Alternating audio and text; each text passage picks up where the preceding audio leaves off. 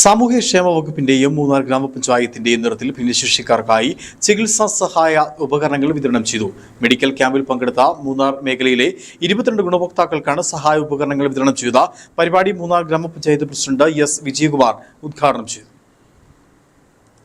മൂന്നാർ ഗ്രാമപഞ്ചായത്തിന്റെ plan fund ചെലവഴിച്ച് ഭിന്നശേഷിക്കാർക്ക് വിവിധ സഹായ ഉപകരണങ്ങൾ വിതരണം ചെയ്തു. 3 ലക്ഷത്തിലധികം രൂപയുടെ ഉപകരണങ്ങളാണ് വിതരണം ചെയ്തത്.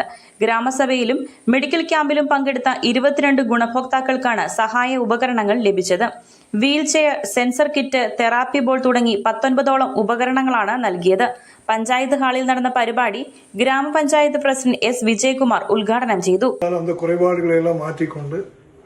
സാധാരണ മക്കളിപ്പോൾ இந்த மண்ணில் வாழ வேண்டும் என்ற அடிப்படையில் மூணார் கிராம பஞ்சாயத்து 25-26ஆம் ஆண்டு திட்டத்தின் கீழ் ஏறத்தாழ 3.5 லட்சம் ரூபாய்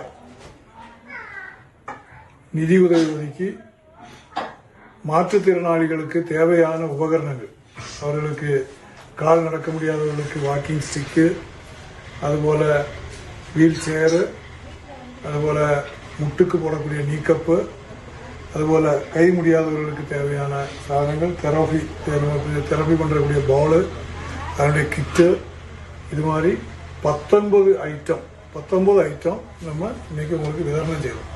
ചടങ്ങിൽ grama panchayat vice president Lakshmi, ward member Christina Brighty, ICD supervisor Geetha, panchayat accountant Binoy തുടങ്ങിയവർ പങ്കെടുത്തു.